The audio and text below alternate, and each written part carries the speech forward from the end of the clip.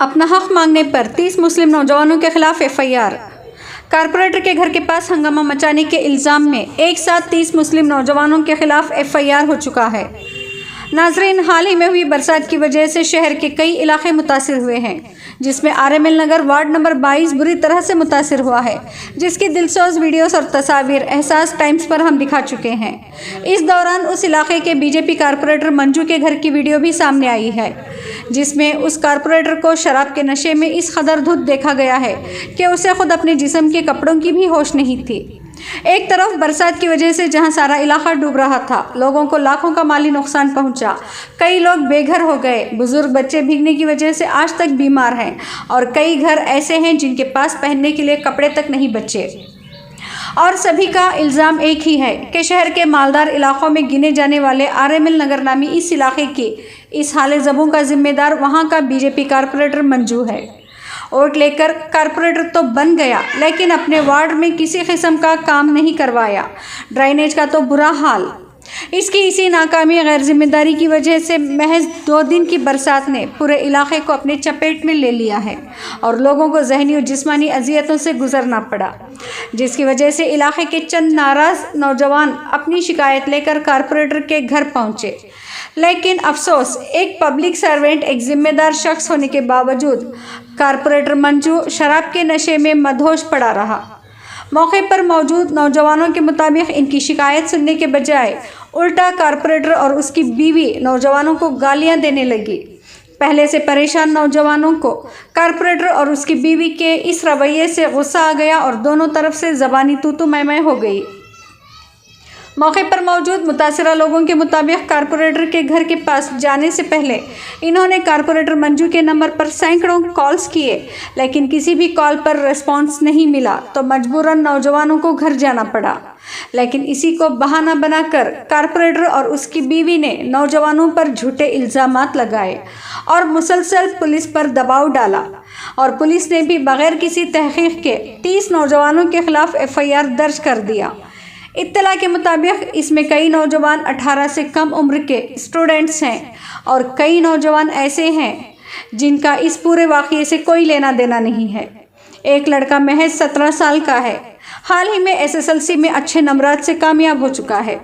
बावजूद इनके खिलाफ एफआईआर करके एक तरह से इनका मुस्तकबिल, इनकी ज़िंदगियां बर्बाद की जा रही हैं। ये इलाके के लोगों का इल्ज़ाम है। बहरहाल नाजरीन, इस पूरे मामले की तफसील जानने के लिए हमने इलाके के जिम्मेदार नूरुल्लाह से बात की है, जो आप इस वीडियो में सुन सकते हैं। जी, अभी हमें खबर मिली है कि आपके एरिया जो वार्ड नंबर 28 आरएमएल नगर है, वहाँ के कुछ 30 लड़कों को गिरफ्तार किया गया है, उनके ऊपर एफआईआर हुई है। क्या है ये पूरा मामला? किस वजह से एक साथ 30 लड़कों के ऊपर अचानक से एफआईआर क्यों की गई है? वो उनका हक पूछने गए थे, इसीलिए वो कारपोरेटर के पास, जो कारपोरेटर जीत को रहता ना, उसकी जवाबदारी रहती है एरिया में क्या प्रॉब्लम्स है, क्या है देख लेने की। वो जवाबदारी उसका, उनका पब्लिक का हक पूछने गए उसके पास। वो कौन के बीच में भी आपको हक पूछने जाने से उन्होंने जाको ऐसा घर को आको हमने मारने आए, तोड़ने आए, और को ऐसा कंप्लेंट देखो। अब अननेसेसरी छोटे छोटे छोरदां को बुला ले जाको, सुबह को 5 घंटे को घर को उसको पुलिस छोटे छोरदा यानी माइनर जो नाबालिग है 18 के अंदर के, 18 के अंदर भी है उसमें। उन्होंने जो फोटोज बताए पुलिस वाले, उसमें 18 के अंदर भी ही और पूरे ऑलमोस्ट एक 35 साल के अंदर ही चाहिए। अब उनको क्या कर, तो पूछने गए, सुनो उनको ऐसा प्रॉब्लम है रहा, ऐसा पूछने का हक नहीं बनता, वोट डाल को रहते हैं, उनको जाकर पूछना पड़ता। अब वो कारपोरेटर हुए के बाद, उन्होंने सबके कारपोरेटर वोट जिसे भी दल को रहते हैं, एक टाइम इलेक्टेड हो गए के बाद उनकी सबकी जवाबदारी, उनका हक पूछने गए। उन्होंने हक पूछने गए सोचते एक 30 जनों के ऊपर एफआईआर को है, उसमें 2 जनों को ऑलरेडी जेल को भेज डाले, बाकी के आदमियों को धुड़लक कर रही छोरदां को।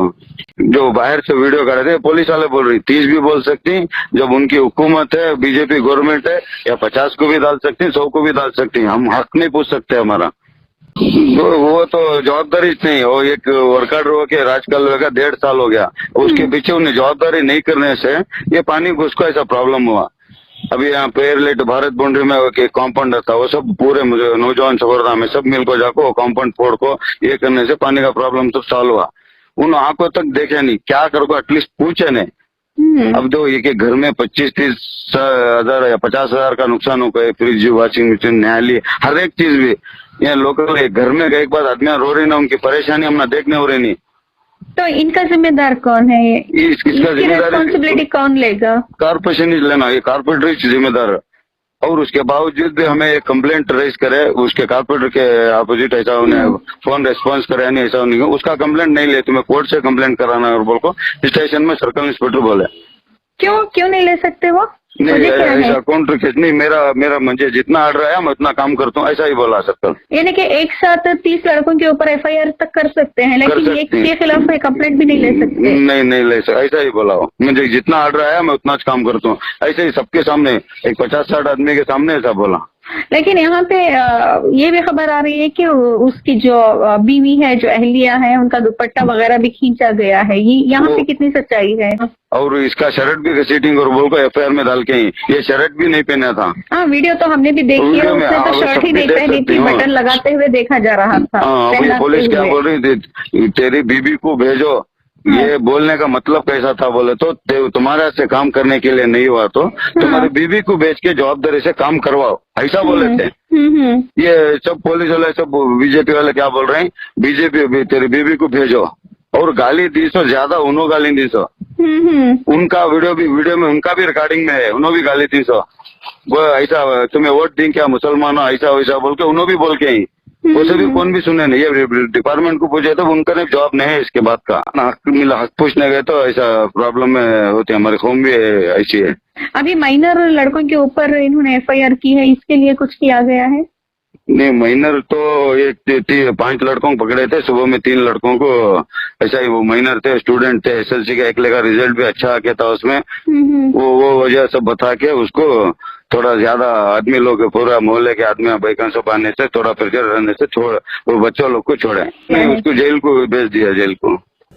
फिलहाल मिली इत्तला के मुताबिक शहर के जिम्मेदारों ने काफ़ी जद्दोजहद के बाद 18 साल से कम उम्र के 3 लड़कों को रिहा करवा लिया है और कारपोरेटर और उसकी बीवी के खिलाफ पुलिस में कंप्लेंट करने की कोशिश की गई, लेकिन पुलिस ने कंप्लेंट लेने से साफ इनकार कर दिया।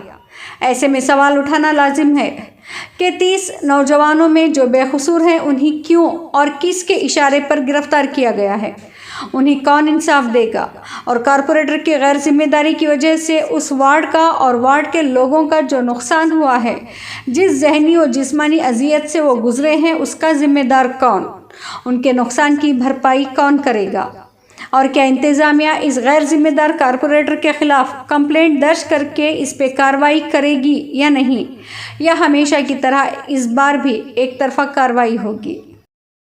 ಬೇಡ ರೀ, ಕೆಲಸ ಮಾಡ್ಬೇಕಷ್ಟೇ, ಕೆಲಸ ಮಾಡ್ಬೇಕು। ಬಂದಿ ಅಲ್ಲಿ ನಮಗೆ ವಾರ್ಡ್ ಅಲ್ಲಿ ಜನ ಸಾಯ್ತಾ ಇದಾರೆ, ಕೆಲಸ ಮಾಡ್ಬೇಕಷ್ಟೇ। ಕೌನ್ಸಿಲರ್ ಹೇಳ್ತಾ ಇರೋದು ಏನು ಮನೆ ಕೆಲಸ ಕಲ್ಯಾಗ ಏನು ಮಾಡ್ತಾ ಇಲ್ಲ, ಟೈಲ್ಸ್ ಇದೆ ಅಲ್ಲಿ ಮನೆಯಲ್ಲೆಲ್ಲ ನೀರು ಗೊತ್ತಾ, ಬರ್ರಿ ನೈಟ್ ಪ್ಯಾಂಟ್ ಬೇಡ, ಚಡ್ಡಿಯಲ್ಲಿ ಬರ್ರಿ, ಅಲ್ಲಿ ನೀರು ಜಾಸ್ತಿ ಇದೆ, ಪ್ಯಾಂಟ್ ಒತ್ತೆ ಆಗ್ಬಿಡತ್ತೆ, ಹಿಂಗೆ ಬರ್ರಿ। ಕೆಲಸ ಮಾಡಕ್ ಆಗಿಲ್ಲ, ಪೊಲೀಸ್ ಸ್ಟೇಷನ್ ಅಂದಿದ ತಕ್ಷಣ